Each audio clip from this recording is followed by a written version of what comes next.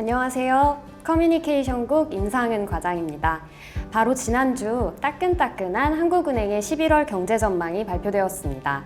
경제 전망은 한국은행이 지금 우리 경제를 어떻게 바라보는지 중요한 힌트를 얻을 수 있는 자료라 많은 관심을 받고 있는데요. 그래서 오늘은 조사국 부유신 과장님 모시고 전망의 핵심 내용을 하나씩 짚어보겠습니다. 과장님 안녕하세요. 안녕하세요. 조사국 부유신 과장입니다. 먼저 성장에 대해 이야기를 나눠볼까요? 올해와 내년 성장률이 지난 8월 각각 0.9%, 1.6%에서 이번 11월에는 1.0% 그리고 1.8%로 발표되었습니다. 그 배경에 대해 설명 부탁드립니다. 네, 말씀하신 것처럼 지난 8월에는 올해 성장률을 0.9%로 전망했었는데요. 이번에는 올해 전망치를 1.0%로 상향 조정했습니다. 여기에는 반도체 경기가 예상보다 좋았던 것이 가장 큰 요인으로 작용했습니다.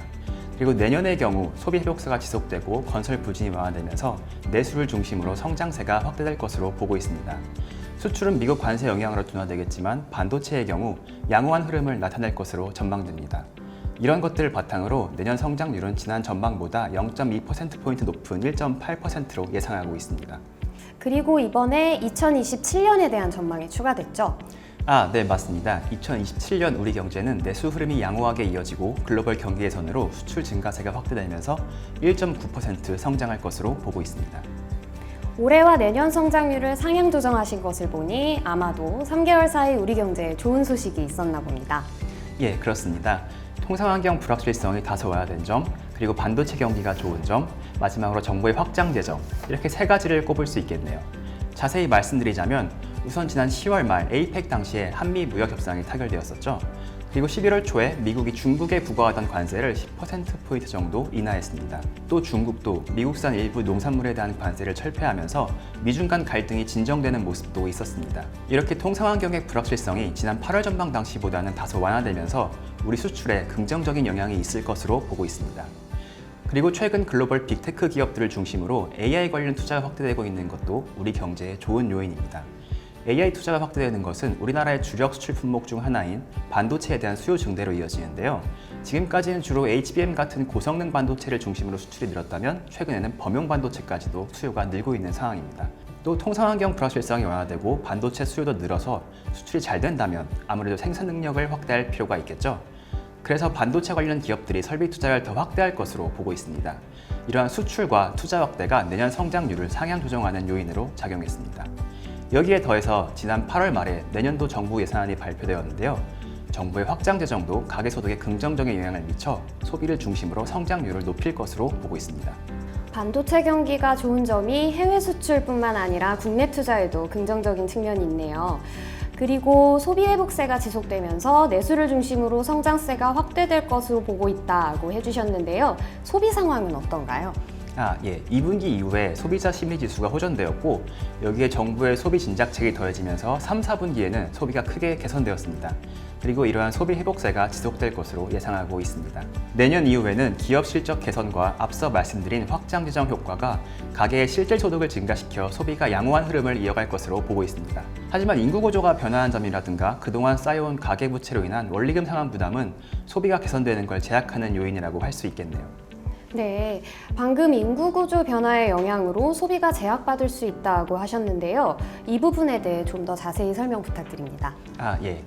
생애 주기에 따른 저축 사이클을 보시면 보통 노후 준비기에 저축이 크게 상승하는 경향이 있는데 2010년대 이후에는 저희 인구 구성상 비중이 높은 베이비붐 세대가 본격적으로 노후 준비기에 진입하면서 저축률을 높이는 요인으로 작용했습니다. 그리고 기대 여명이 증가하고 경제가 저성장기에 진입한 것도 한 요인이라고 할 수 있겠네요.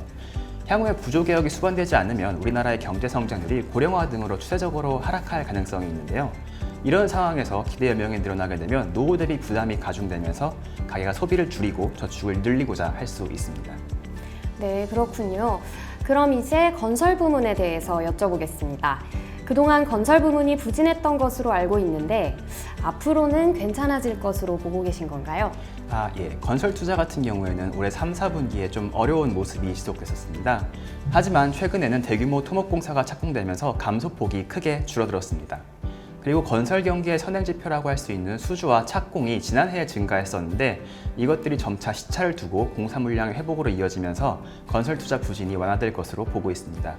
그리고 AI 관련 인프라 투자라든지 사회 간접 자본 확대도 건설 투자 개선에 기여할 것으로 기대하고 있습니다.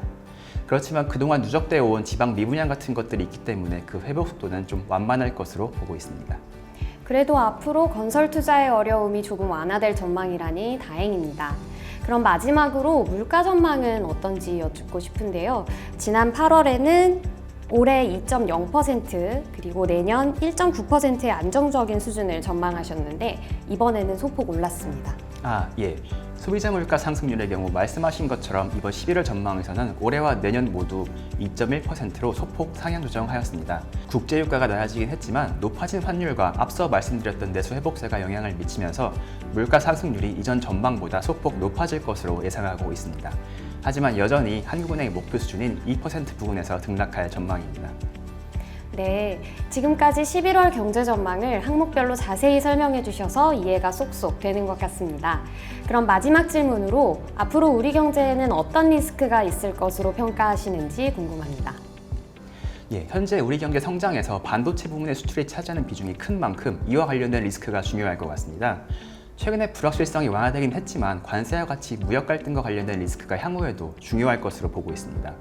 한미 간의 관세 협상은 마무리되었지만 여타국의 관세 협상도 세계 성장을 통해서 우리나라에 영향을 미칠 수가 있고 반도체 관세도 좀 더 지켜볼 필요가 있다고 생각합니다. 그리고 최근에 AI 성장세가 지속될 것이라는 기대감과 과잉 투자에 대한 경계론이 있는데요. 우리나라 수출에서 반도체가 차지하는 비중이 큰 만큼 반도체 경기의 향방도 앞으로 주시해야 할 부분이라고 생각합니다.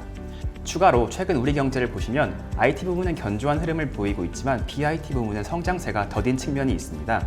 이렇게 BIT 부분의 성장세가 더딘 것이 심화되지 않는지 여부도 앞으로의 성장세를 이어가는 데 중요하다고 할 수 있겠습니다. 네, 말씀 주신 대로 여전히 우리 경제에 남아있는 리스크들을 앞으로도 유심히 살펴봐야겠습니다. 그럼 지금까지 한국은행 11월 경제 전망에 대해 부유신 과장님 모시고 자세한 얘기 들어봤습니다. 다양한 측면에서 그리고 남아있는 위험 요소까지 모두 꼼꼼히 짚어주셔서 우리나라 경제를 이해하는 데 큰 도움이 된 것 같습니다. 보다 자세한 내용이 궁금하신 분들은 영상 설명란에 있는 경제전망 보고서를 참고해 주시기 바랍니다.